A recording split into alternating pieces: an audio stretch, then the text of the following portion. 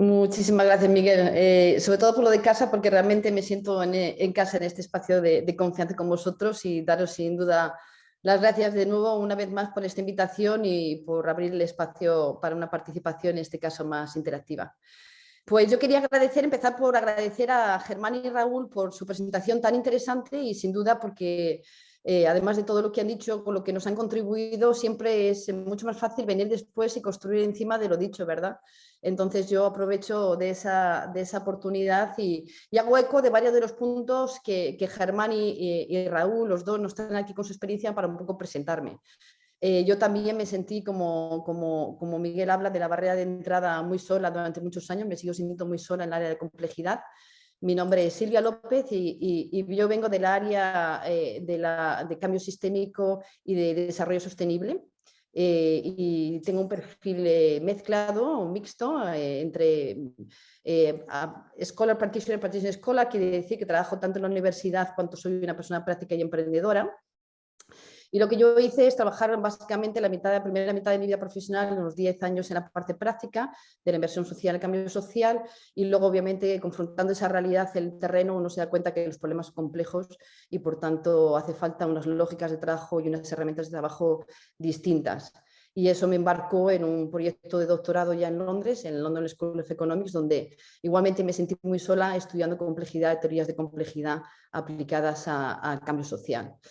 Hoy en día hablar de cambio sistémico es mucho más fácil, pero en la época hablar de complejidad era realmente, pues la gente te miraba muy raro. Imaginaros ahora si es raro, como Raúl está diciendo, imagínate hace 15 años cuando la gente hablaba de complejidad era como realmente algo es raro contigo, ¿no?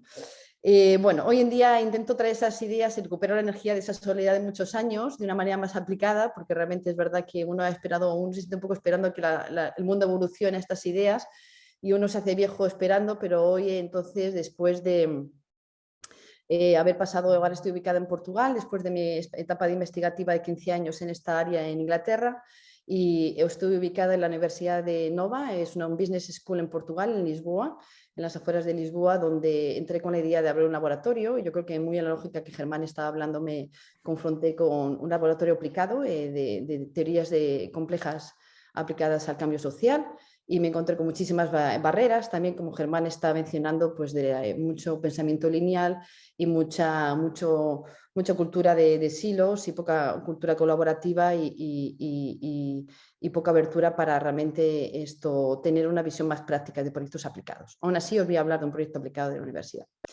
Y entre tanto, aplico mis ideas de pensamiento sistémico al cambio social a través de una organización que hemos montado con unas colegas y profesionales también de largas carreras y largos caminos en la vida aquí internacional y con la que se llama Action for Systemic Impact. Intentamos ayudar a organizaciones sociales y personas individuales a tener transiciones e integrar en sus estrategias pensamiento sistémico para el cambio social.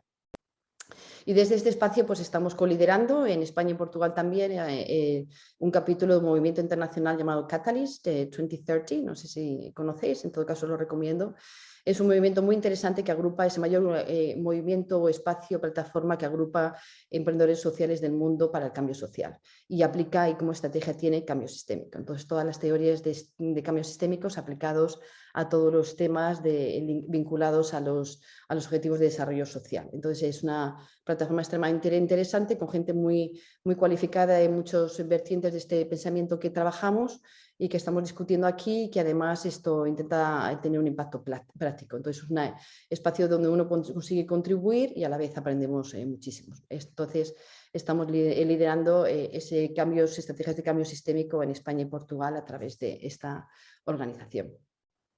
Y bueno, hoy lo que he traído para presentaros, voy a empezar ya compartiendo mi pantalla, es justamente un caso de estudio que realicé vinculado con mi universidad, en la que, pues bueno, hablando de cuestiones experimentales, ellos ya estaban desarrollando ¿podéis ver mi pantalla? Sí, la vemos.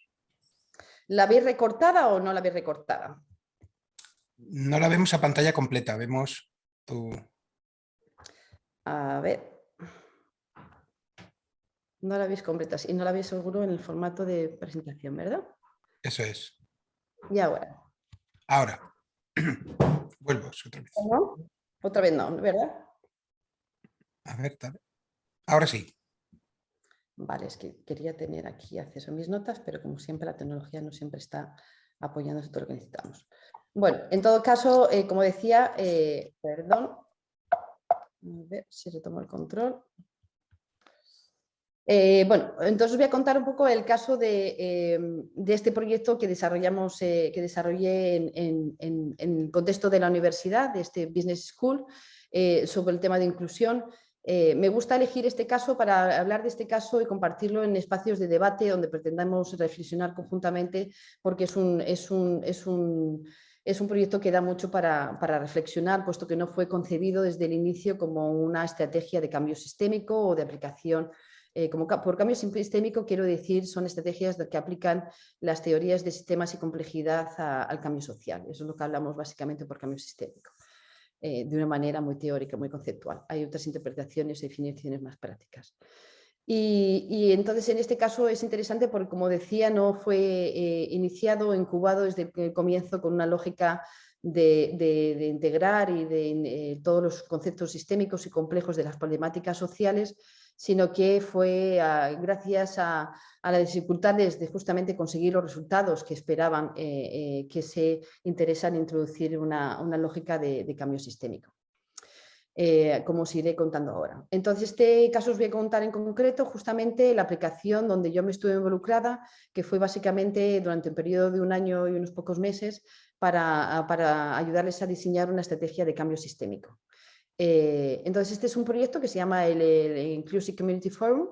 Los portugueses les gusta mucho usar palabras en inglés para los proyectos. Es un foro de comunidad inclusiva. Es un proyecto que tiene como objetivo integrar o facilitar la integración de personas con discapacidad en el contexto concreto de Portugal.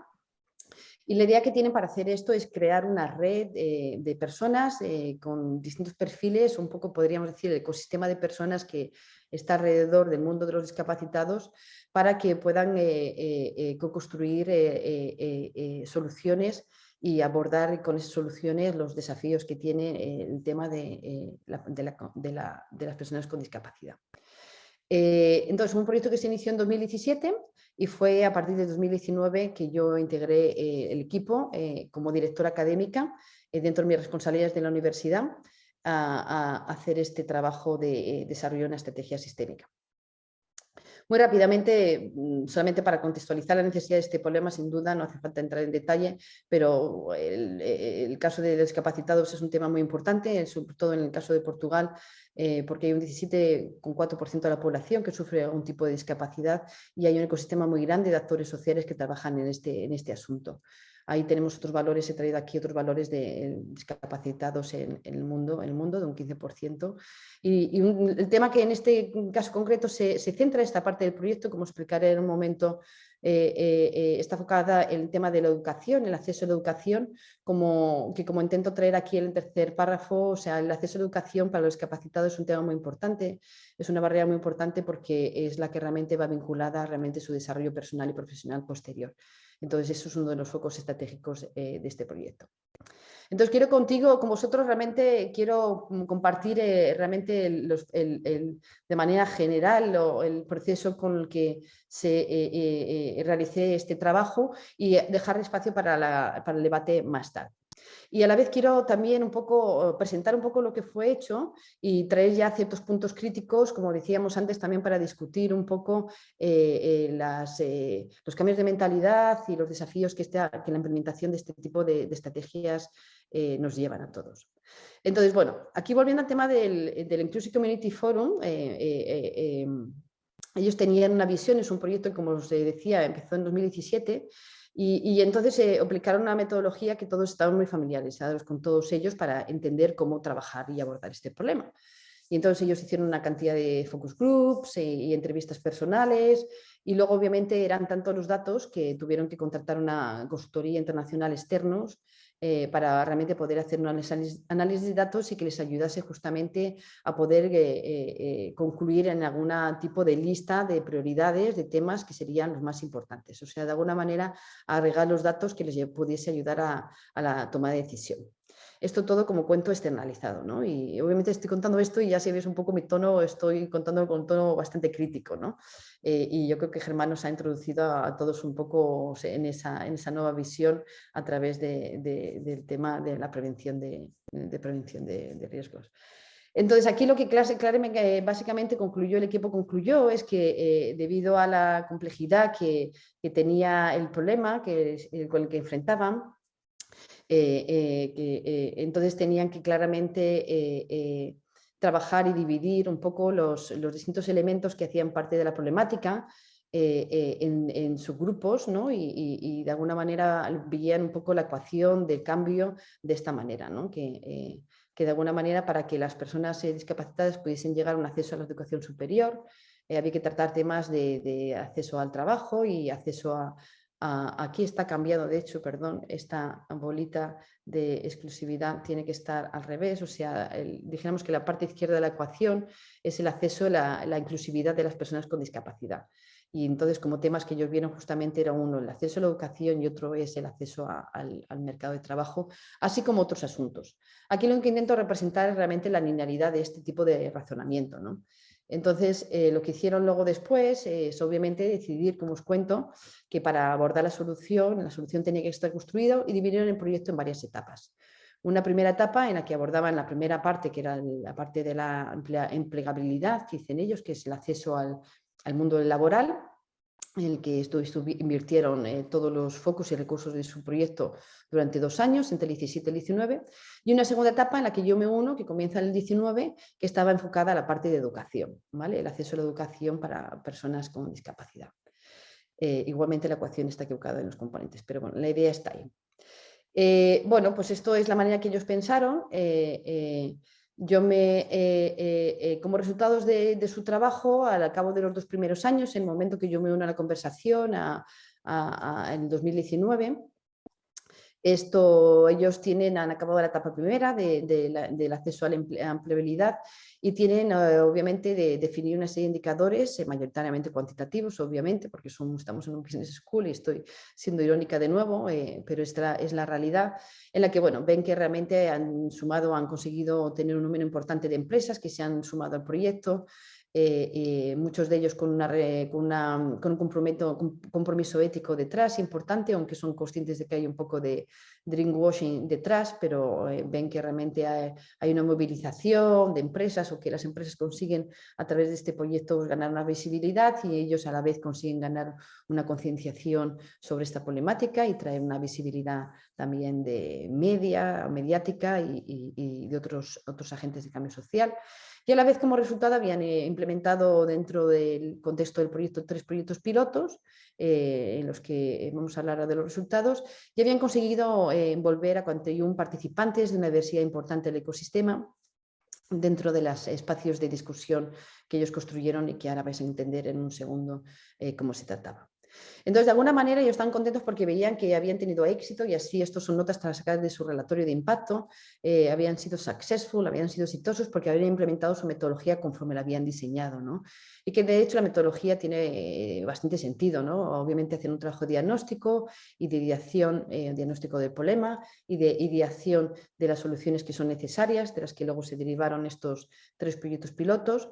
Hace la implementación de estos proyectos pilotos, hace una sistematización y un trabajo de ownership, de empoderamiento, no de empoderamiento, pero sí de apropiación de estas ideas por parte de la comunidad, o así intentan, y hacen todo un trabajo de aconsejar y acompañar el proceso y de validar las informaciones con los participantes, que como cuento son 41.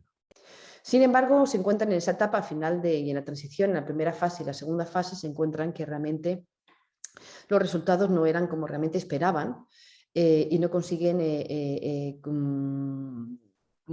tener el impacto, la construcción de las soluciones con la comunidad como ellos habían esperado. Ellos sinceramente tenían la expectativa, como decía en un principio, de construir una red de actores dentro del ecosistema de los capacitados en Portugal, que se apropiasen y que conjuntamente desarrollasen y co-creasen y conjuntamente desarrollasen esas soluciones, y que esas soluciones de alguna manera y en un momento dado avanzasen de una manera autónoma en un futuro, y que ese proyecto obviamente se acabase y las soluciones perteneciesen a la sociedad y a sus agentes sociales. La realidad es que se encuentran que los proyectos pilotos, obviamente, al cabo de los 2 años no dejan de ser pilotos, y que incluso no han tenido la fuerza a lo mejor que hubieran necesitado, y razones muy específicas por qué, porque realmente han sido muy dependientes del equipo de ejecución del proyecto. Y entonces se encuentra con la dificultad de que realmente estos proyectos pilotos arranquen. Y cuando el proyecto acaba, realmente estos proyectos pilotos tienen una participación muy pequeña. A la vez se encuentra que los participantes no se sentían realmente, como decía, apropiados de estas soluciones, de las soluciones, como vemos, de los proyectos pilotos, ni tampoco de la solución o toda la discusión mayor que se ha tenido durante este proceso. Y entonces,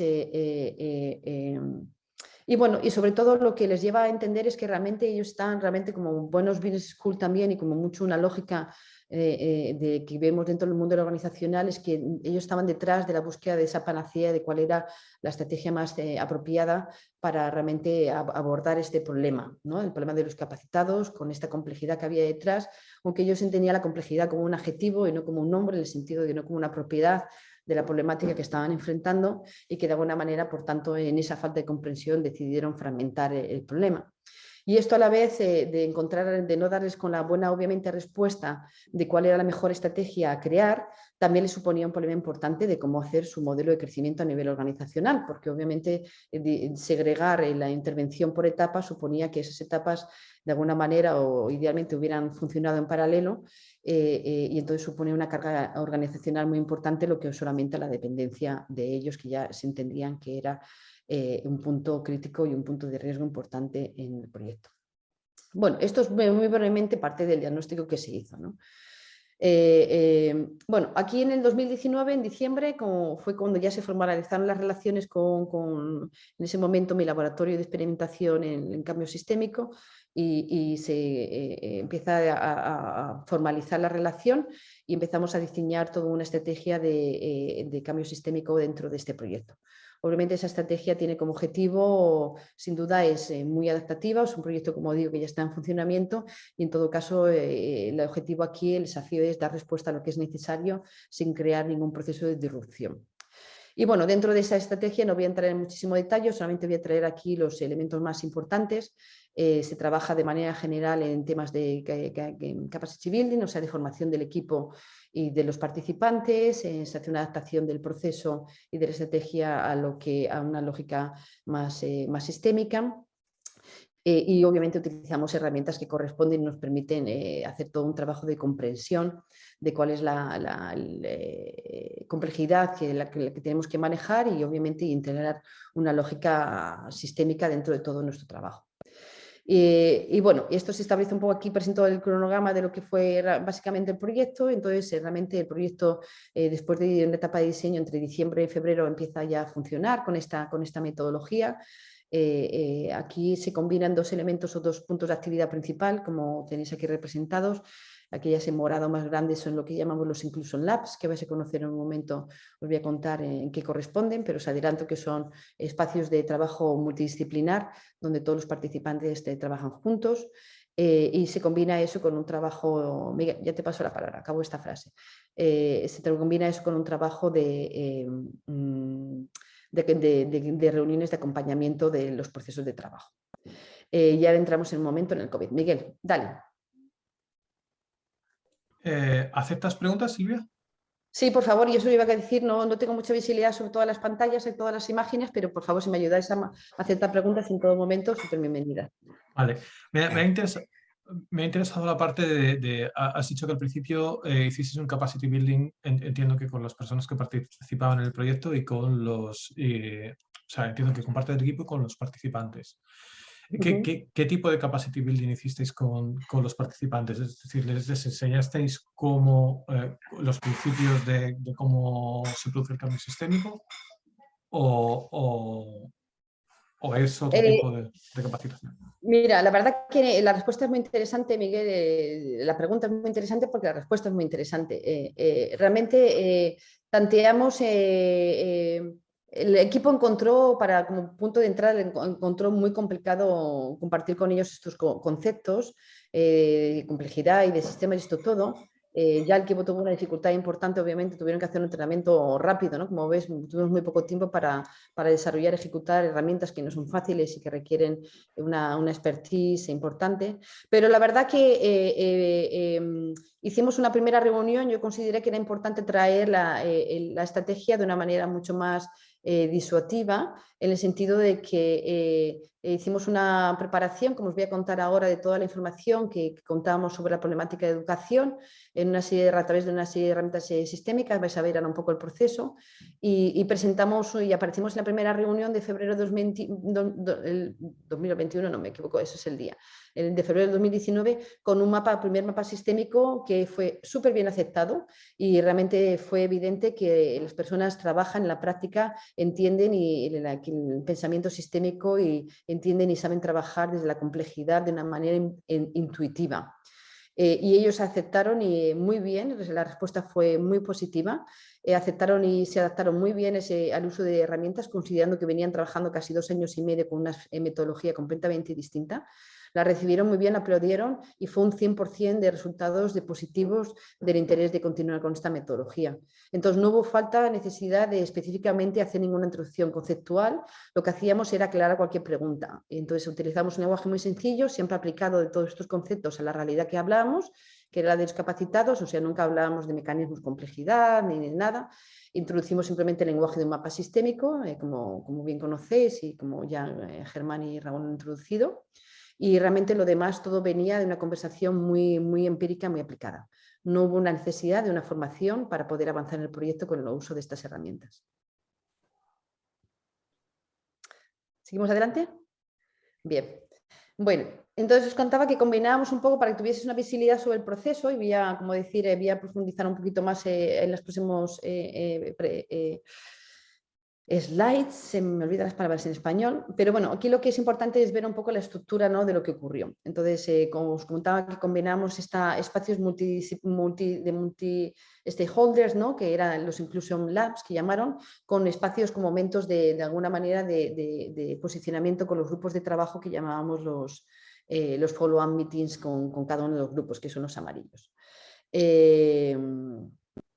Entonces, bueno, tuvimos obviamente una etapa de ideación de lo que era necesario o de construcción de esa estrategia sistémica que os voy a contar ahora y que os voy a presentar, y luego un acompañamiento en la implementación del proyecto de esa estrategia a partir de mayo hasta diciembre, a través de una serie de proyectos pilotos que vais a conocer. Y durante todo el tiempo, obviamente, estuvimos trabajando en los componentes que eran fundamentales, que surgieron como una problemática en su primera etapa, que era la parte de sustentabilidad. O sea, básicamente era realmente trabajar desde el momento 1, construir la capacidad interna tanto del equipo del proyecto cuanto de los equipos de los grupos que se configuraban en el contexto de la nueva estrategia colectiva, para que fuesen capaces de ir ganando autonomía a lo largo del proceso y de ir ganando una sustentabilidad tanto técnica, cuanto empírica, cuanto financiera. Y en ese sentido, sí, ahí, Miguel, y realizamos algunas sesiones específicas de deep dive, o sea, de introducir algunos conceptos y formación de conceptos específicos, a veces de gestión de proyectos, a veces de estrategias de sustentabilidad, de aquellos elementos que íbamos evaluando a lo largo del proceso que eran necesarios, hacer un fortalecimiento de capacidades para que fueran ganando esa sustentabilidad. Entonces, la estrategia de capacidad de Capacity Building fue vinculada tanto a los 3 niveles de actuación del proyecto, tanto el equipo, cuanto los participantes, cuanto el colectivo como un todo.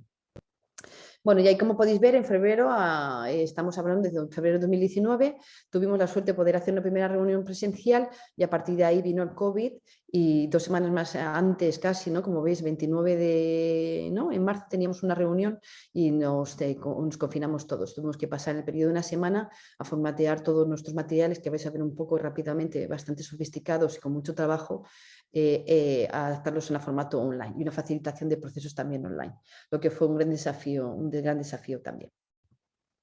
Bueno, parte de lo que hicimos, y respondiendo a tu, Miguel, a tu pregunta también, Miguel, es, bueno, con el equipo esto muy específicamente y para que entendáis la parte más de cambio estratégico que se trabajó en esta propuesta, sin duda explicamos que realmente la problemática con la que estaban trabajando era, bueno, aquí hay una representación extremadamente sencilla de la problemática, a las variables que ellos manejaron en esta primera parte del proyecto, que son la educativa y la de empleabilidad, en que realmente todo para mostrar que la problemática que ellos querían resolver estaba interconectada en todos los elementos que ellos consideraban que tenían que trabajar de manera aislada. Y más do que eso, realmente es que no solamente están conectados, sino que realmente hacían parte de un sistema. Entonces discutimos durante mucho tiempo lo que era, y constantemente a lo largo de todo el proceso, toda la lógica de por qué, cómo es un sistema, ¿no? La cuestión de las interdependencias, interconexiones, y en el sentido de que ellos entendieran que no importa, debido a esas interconexiones e interdependencias, todos los cambios que fuéramos introduciendo en cualquier elemento de la problemática o de la solución que queríamos abordar, obviamente estaba interconectado y iba a producir cambios a positivo y a negativo de los que teníamos que estar conscientes e incluso preparados en los otros elementos que queríamos estar abordando, o antes en el tiempo o ahora o en el futuro, ¿no? Según qué lógica estratégica fueran a trabajar. Pero bueno, aquí lo importante era, he traído este slide para que realmente ver que realmente aquí los componentes principales de sistemas y de sistemas complejos estaban detrás, ¿no? La idea sobre todo también que para ellos resonó mucho aquí es la idea de que las redes no tienen ningún control central, ¿no? Entonces el papel que ellos jugaban dentro del proyecto ocupaban una centralidad dentro de toda la estrategia que diseñaban, que está justamente poniendo en riesgo el impacto que estaban queriendo conseguir. Y entonces lo que le proponíamos como solución, lo que les propuse como solución es que entendiesen que ellos estaban haciendo un abordaje de solución estratégico a la solución, en la que desde esta perspectiva de sustentabilidad que intenta representar estos gráficos, en las que obviamente sabemos que la sustentabilidad es una composición de múltiples elementos que hay dentro del sistema y que obviamente todos ellos están integrados.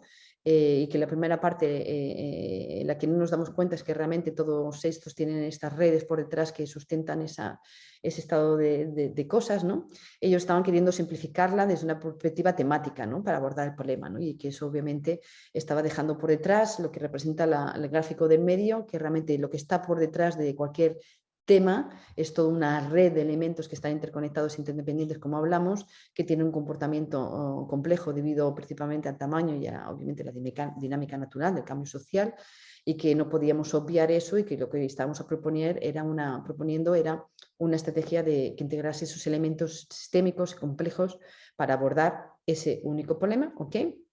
Con la idea en futuro de que ellos pasasen a integrar sus varias líneas de proyectos de esta perspectiva sistémica, ya habiendo ganado una capacidad y una fluencia en su trabajo, y pudieran integrar las distintas estrategias en una perspectiva conjunta y una agenda de trabajo conjunto que sí que permitiese trabajar la complejidad de una manera integrada, porque como bien sabemos no sirve de nada estar interviniendo en un elemento, por ejemplo en este caso concreto educativo, sin hacer intervenciones en la parte de empleabilidad, de empleo, dado que los dos están interconectados. Obviamente, si no avanzamos en estrategias que vayan en paralelo en el tiempo y que vayamos cambiando unas condiciones que afecten las otras, son como dos trenes que van a velocidades distintas y que realmente no conseguimos ninguno ganar la carrera, ¿no?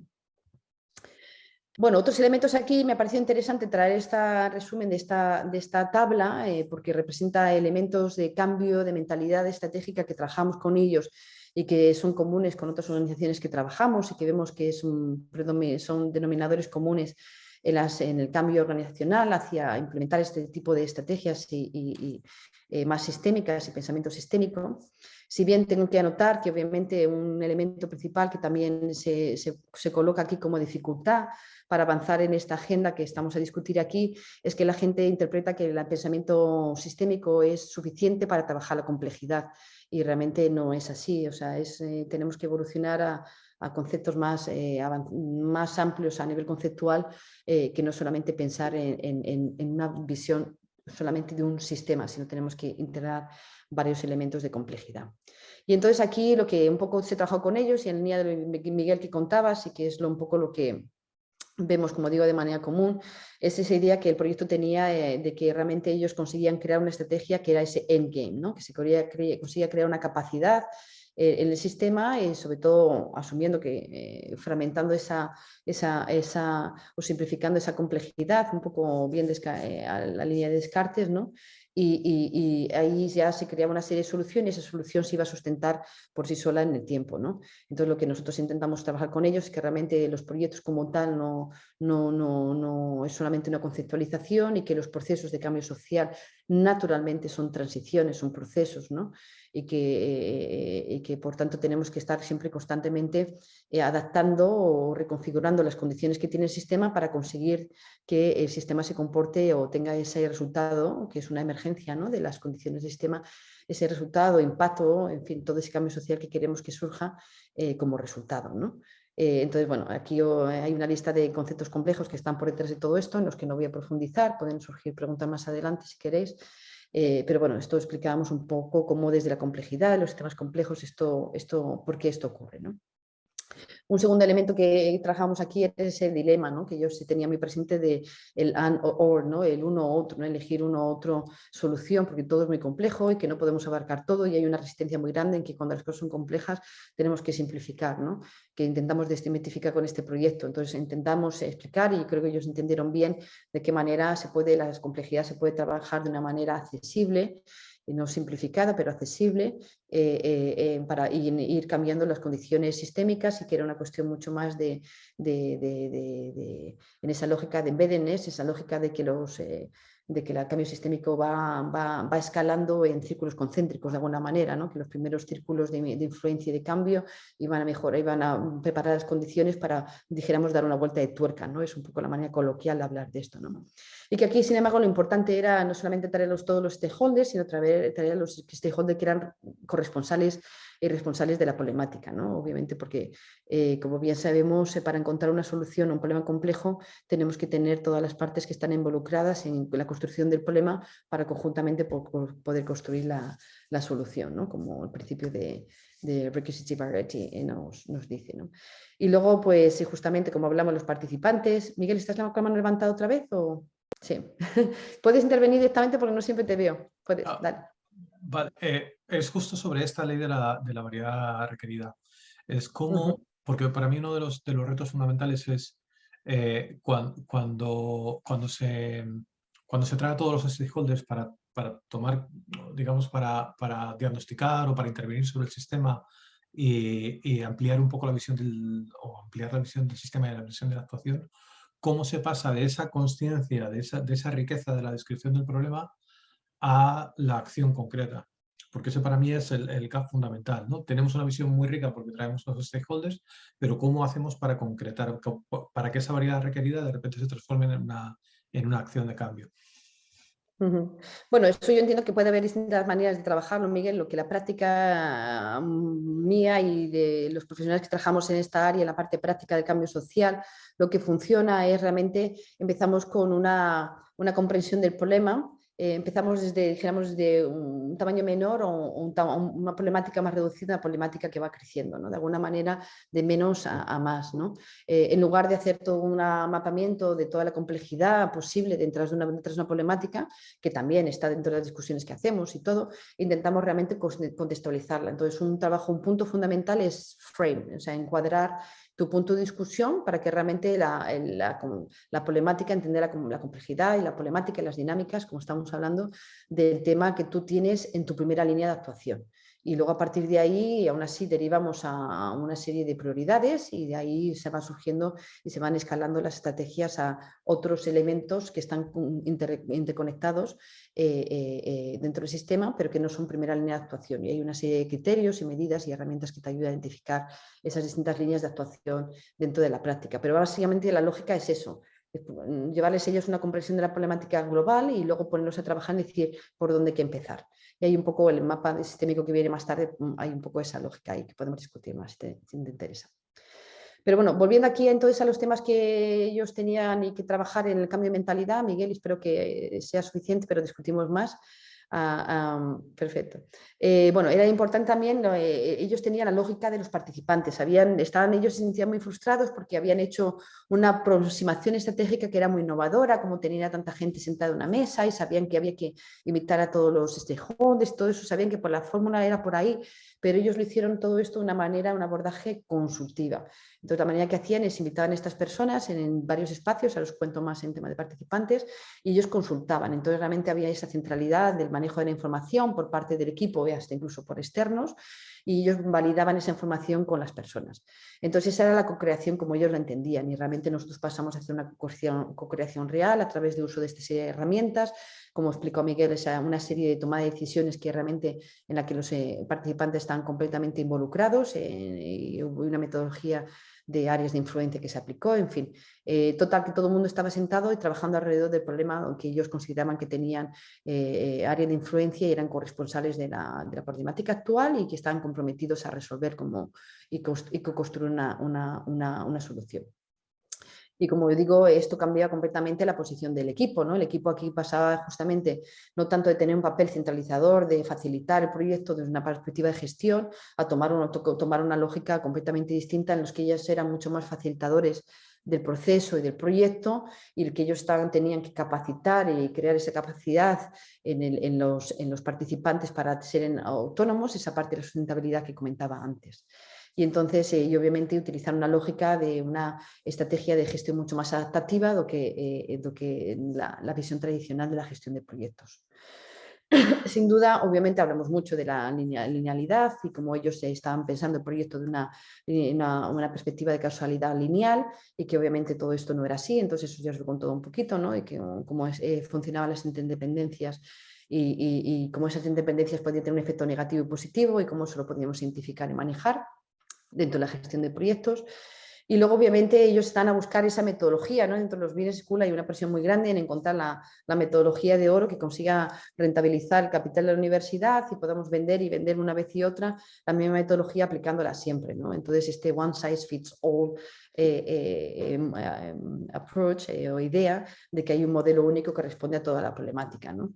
Y entonces, obviamente, la idea es completamente otra, ¿no? Esto no es una cuestión, o sea, los sistemas complejos no permiten tener la misma modelo. Obviamente es todos los sistemas son, las soluciones depende del contexto, y lo que tenemos que pensar es que son principios y patrones de funcionamiento que vamos conociendo más y más dentro del área de cambio social, que se tienen que ir aplicando y adaptando. Entonces, mucho más una perspectiva de nuevo más adaptativa, cuanto de restaurar la funcionalidad del sistema y no de intentar pegar y cortar y forzar sistemas a soluciones específicas.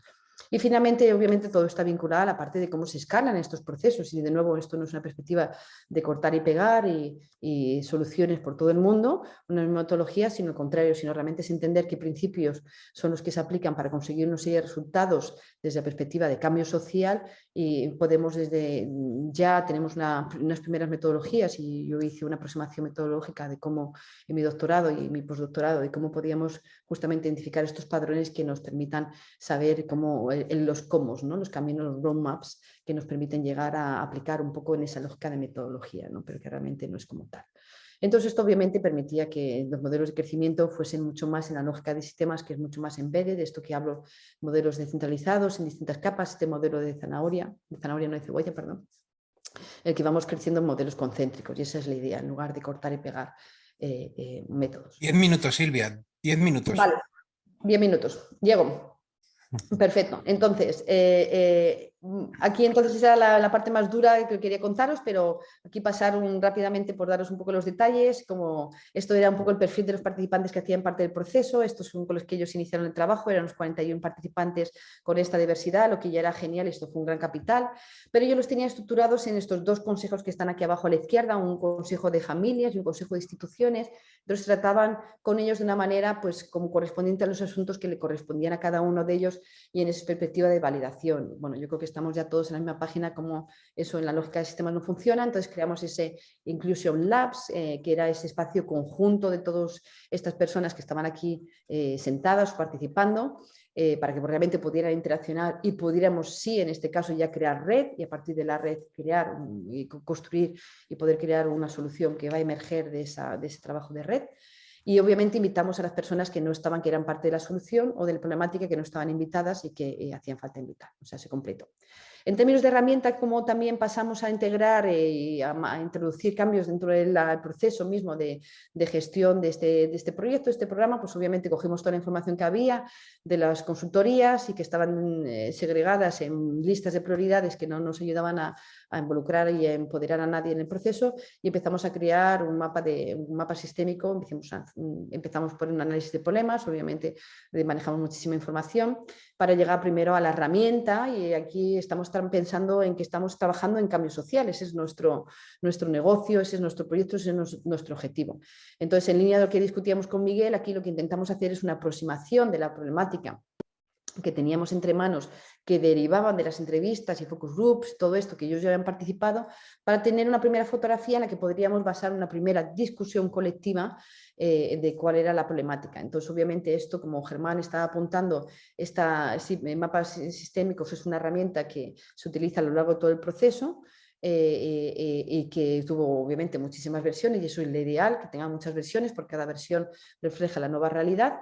Y aquí os he traído un poco una que era de un grupo en particular, donde podéis ver que hay varios colores, y en la que aquí estamos concretamente discutiendo. Además, esta es una etapa ya casi final o intermediaria en la parte de la gestión de definición estratégica, en la que vemos cuáles son los verdes, un poco los leverage point que estamos hablando, los elementos que nos ayudan a dinamizar más rápido las estrategias, y los rojos son un poco los bottlenecks, ¿no? Bueno, aquí un poco para enseñaros y explicaros que obviamente rediseñamos toda la lógica de gestión de proyecto en un proceso interactivo, en la que tuvimos reuniones en un modelo muy adaptativo y de gestión basada en el aprendizaje y en la adaptabilidad de las estrategias, todo lo que llamamos un proceso de sales making, que tiene como objetivo pues justamente conducir y caminar juntos y llevar ese grupo, guiar ese grupo a que vaya aumentando su conciencia sobre la problemática, la solidez de sus soluciones, así como la capacidad de trabajar juntos, o sea, vayan ganando una capacidad a lo largo del proceso de que al final del proceso sea lo más autónomos posible. Ahí la fotografía en medio veis un poco todo el trabajo de locos que hicimos para recrear y adaptar todas las herramientas del proyecto a una visión sistémica, con nuevos canvases, nuevas herramientas para medición de impacto colectivo, en fin, un montón de cosas, y ahí pasamos a un formato más online. Pronto. Y bueno, aquí os presento un poco la fotografía, ¿no? Hay mucha información, yo sé que esto es muy rápido, de lo que fue creado. Ahí podéis ver un poco en esa es la estrategia que surgió resultado de varios meses de trabajo, casi 3 meses de trabajo, en la que fue una evolución de la conceptualización, el diseño y la toma de decisiones y los acuerdos basados en toda una comprensión sistémica y compleja. Entonces, aquí de nuevo retomando la pregunta de Miguel, cuando había duda de por qué este elemento estaba vinculado con otro, o sea, las personas veían que entre una bolita y otra del mapa había como un salto. ¿Qué pasaba aquí? ¿Por qué esto no funcionaba? Yo les ayudaba a entender la complejidad que hay detrás de los elementos. No siempre los procesos son agregativos, pero no siempre, en fin, hay una serie de dinámicas que están por detrás y que varían en cada contexto. Entonces yo hacía ese trabajo de directora académica, de experta en la área de complejidad, como es mi área.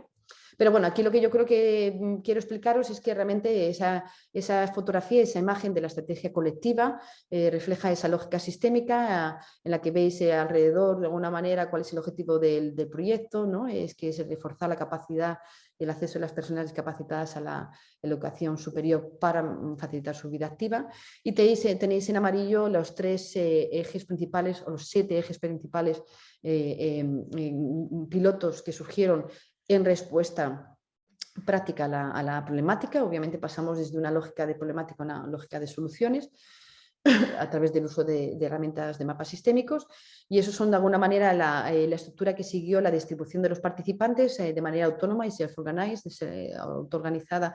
Ellos se agruparon por sus áreas de poder y de influencia alrededor de las temáticas que surgieron y que fueron definidas por ellos. Se formaron esa serie de grupos de trabajo y que están a desarrollar sus grupos piloto, pero de manera muy importante también hubo una toma de conciencia a lo largo de todo ese proceso de que siempre había sinergias e interdependencias entre ellos. Entonces el método de todo el proceso integró elementos, puntos de, como hablaba, esas herramientas de follow-up que mencionaba al principio, justamente para poder hacer una revisión de las sinergias, y entonces los proyectos están conectados unos con otros.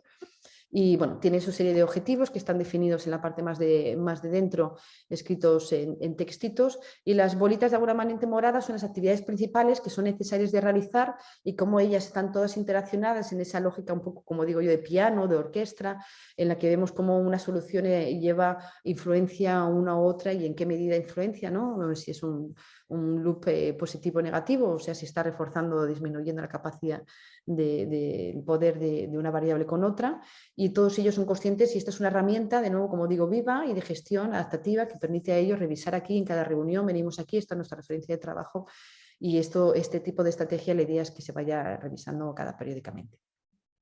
Y bueno, y esto es un poco lo que os quería contar.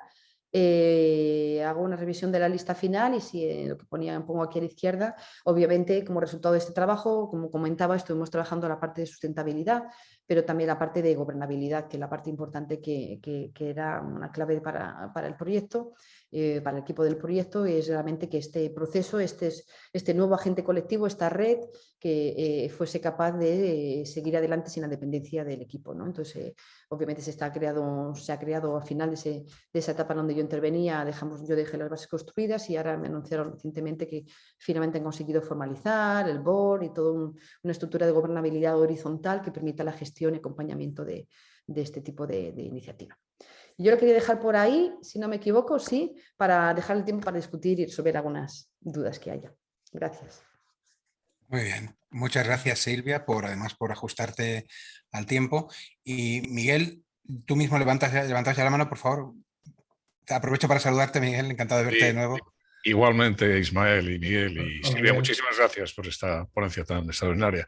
Lo has mencionado en esta última slide, pero creo que también en la slide sobre Strategy Shift hablabas de modelo de gobernanza, que creo que también lo has dicho al final, que era una de las claves fundamentales, ¿no?, en el éxito de este proyecto. ¿Os habéis basado en algún modelo en concreto, especial, sociocracia, no sé, o habéis desarrollado algo por vosotros mismos ahí? ¿Habéis tenido en cuenta algunas referencias o lo habéis desarrollado vosotros?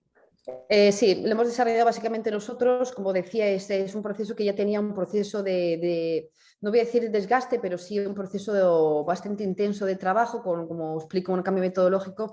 Y entonces no introduje mucho, no hubo un trabajo de introducir posibles opciones de gobernabilidad, sino realmente aquí la idea era estar seguros de qué principios fundamentales ese modelo de gobernabilidad tenía que trabajar. Y ese trabajo lo hicimos juntos. O sea, definimos qué criterios ese espacio de gobernabilidad tenía que tener, como representatividad, diversidad, estabilidad.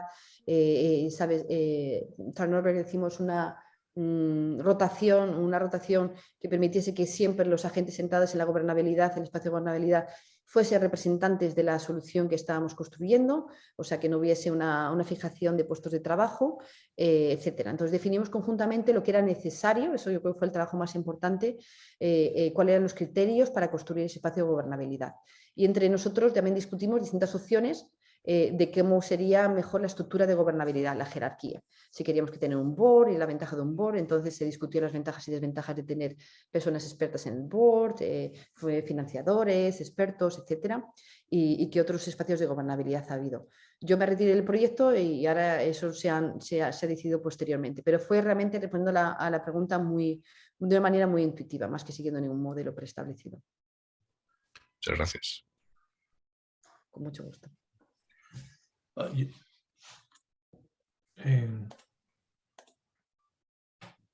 Bien, Miguel, si quieres. Sí. ¿Cómo, Silvia, cómo manejasteis la transferencia de conocimiento? Porque todo este proceso, al menos como yo lo estoy percibiendo, ¿no? Parte de lo interesante del proceso es que las personas van pasando por él y van creando esta capacidad, ¿no? Pero llegar a esta capacidad de estructuración, ¿no? Es algo que tú como experta, digamos que es lo que pones encima de la mesa, ¿no? Y eres capaz tú con el equipo de conceptualizar, incluso de guiar el proceso de generar una autogobernanza. Pero ¿cómo se hace, si eso fue posible, cómo se pasa todo este conocimiento a la sociedad o a la comunidad para que ellos puedan volver a pasar por esto y reproducir el proceso si fuera necesario para seguir adaptándose a los cambios en el contexto? entiendo que a lo mejor hay alguna dificultad y estaría interesado en ver cómo, en tu experiencia, cómo funciona esto. Ujú. Bueno, de manera general, Miguel, o sea, ya sabemos más o menos un poco cuáles son los pasos que hay que dar para, a nivel metodológico para llegar a ciertos resultados específicos, como es el caso de construir una agenda colectiva de manera colaborativa. No es que pueda decir que exista metodología, y creo que existen muchas metodologías, pero si uno mira a través de esas metodologías ya tienen principios comunes bastante claros. Yo creo que esos principios comunes sí que son representativos de la realidad, de la necesidad real. Yo no me apoyo en ninguna metodología, yo nunca he sido una persona de usar de nuevo metodologías. Para mí siempre todo ha sido muy alineado con la cuestión sistémica y realmente de trabajar desde la adaptabilidad a cada contexto. Pero yo creo que, como todo, Miguel, por un lado te digo que sí que hay una serie de principios que se aplican, y de nuevo no hablo de metodología, pero sí de una serie de principios y de pasos que se construyen, que son necesarios para construir ese resultado final, como a la vez es de decirte que definir un proceso muy estructurado de cómo hacer esto tiene el gran riesgo de que sea aplicado de una manera muy matemática, muy lineal, y que no permita la adaptabilidad. Por ejemplo, te digo que yo para este proyecto específico, así como para otros, siempre hay una variabilidad de esos principios y hay una necesidad de realmente escuchar muy bien la sensibilidad de cada contexto, y las expectativas y las necesidades. Realmente varían mucho de una realidad a otra, aunque estemos hablando de que el producto final sea construir una agenda colectiva o desarrollar una estrategia de cambio sistémico para una red, en fin. Independientemente de cuál sea el producto común a todos ellos, cada caso es un caso, como bien sabemos. Entonces, siempre hay un trabajo de montaje detrás. Pero es un poco, como todo, ¿no? Es un poco la experiencia. Lo que yo creo que es claro de esta experiencia, Miguel, y creo que todos aquí estamos un poco de acuerdo, es que no son procesos sencillos de implementar para personas que no tienen una capacidad. Entonces ese es el riesgo, yo creo, Miguel, de poder, de que libremente la gente aplique este tipo de estrategias y realmente entender un poco por detrás, un poco lo que Germán decía, cuando hay un poco más de capacidad, de la comprensión de la complejidad y los sistemas en nuestras sociedades, y ya estemos normalizados en haber hecho ese estudio, como decía Germán, de coger una problemática y discutir cuál es la dinámica compleja que hay por detrás de ella, y estemos familiarizados, todo esto será mucho más intuitivo. Hoy en día es un riesgo importante hacer una autoadaptación de estas estrategias. No fue un proceso fácil, mi equipo sufrió mucho, trabajó mucho y pasamos momentos complicados, de desafíos, de apretones de trabajo, de tener que enseñarles a trabajar y a desarrollar estas herramientas, y llegamos hasta el final, pero a nivel de equipo fue difícil cuando no tienes la capacidad. Bien, Germán comentaba su pregunta en el chat y luego aclaraba que estaba alineada con la Miguel, pero Germán, si quieres hacer alguna puntualización, algún matiz, encantados de escucharte. Bueno, mi pregunta está muy alineada precisamente con lo que mencionó Miguel, porque yo siempre trato de, aunque intento pensar sistémicamente, le meto la perspectiva ingenieril, ¿no? Entonces, cuando veo algo tan bien hecho como lo que acaba de describir Silvia, pienso en la replicabilidad de esto y cómo se podría aplicar en distintas situaciones, distintos emprendimientos, distintas iniciativas con problemáticas que se tienen que abordar desde un punto de vista complejo. Y siempre me encuentro con que el know-how es clave, el saber hacer, en este caso, el pensamiento sistémico, el saber pensar sistémicamente de manera correcta, ¿no? Entonces termina siendo siempre un cuello de botella que restringe un poco la replicabilidad de la iniciativa. Y yo preguntaba pues justamente por eso, ¿no? Que si es directamente dependiente del conocimiento, la experiencia, de la expertise de una persona, o ves que podríamos pensar en inspirarnos e intentar hacerlo de otra, igual pero en otro ámbito, en otro entorno, ¿no? Basada en tu experiencia. Sin duda, la respuesta es sí, sin duda. Yo siempre mi motivación para haber hecho un trabajo académico después de la parte práctica, que obviamente yo soy más práctica académica, fue justamente la de poder desarrollar padrones, o sea, poder entender que, o sea, todo ese trabajo de patrones, ¿no? Y todo mi trabajo de investigación de los 15 años que realicé justamente era con el objetivo de exactamente eso, o sea, de qué manera, cómo podemos entender cómo son los padrones de funcionamiento de comportamientos complejos que nos permita poder replicar comportamiento de unos sistemas a otros, ¿no? Y entonces esos padrones son padrones complejos, en que estamos vinculando toda una serie de dimensiones. En fin, podemos hablar, si queréis, de otro día en ese tema y puedo presentar un poco ese trabajo de dimensiones de varias variables de los sistemas complejos y de ver cómo esas variables se van comportando en distintas etapas de intervención de cambio social. Entonces, yo siempre me he enfocado en el área de cambio social. Mi trabajo de investigación de aplicabilidad de complejidad, teorías complejas, fue siempre para objetivos de sustentabilidad. Lo que ya tiene una diferencia muy importante es que yo tengo un rumbo final. Yo tengo un destino final, perdón. O sea, yo quiero construir una serie de condiciones en el sistema que le permita que el comportamiento emergente sea sustentable.